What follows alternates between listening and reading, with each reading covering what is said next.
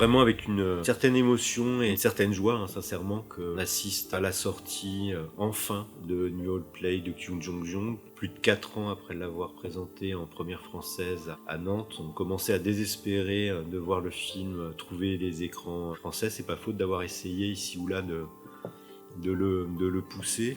Sans doute la nature très singulière du projet, sa dimension, caractère de fresque de 3 heures, puis le fait que son auteur, peintre très connu en Chine, mais beaucoup moins en France, et cinéaste qui jusque-là avait surtout travaillé dans le documentaire, en tout cas dans des œuvres avec une empreinte documentaire assez marquée, soit totalement inconnu du public et de la distribution en France.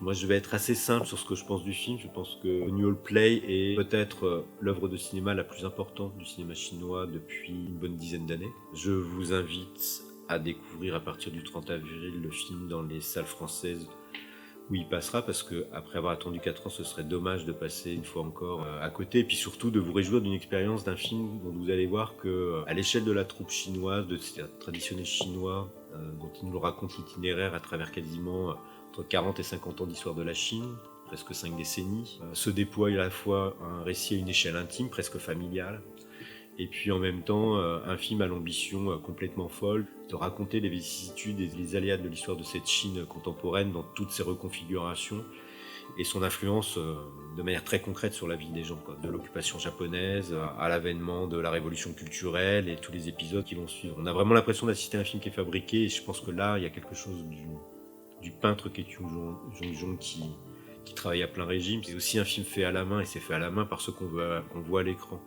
Ce film il est entièrement tourné en studio, donc tout ce que vous voyez est artificiel et fabriqué. On peut penser très lointainement à certains films de Cyberberg d'une certaine manière, même si le ton et le projet narratif est très différent dans le cas qui nous occupe.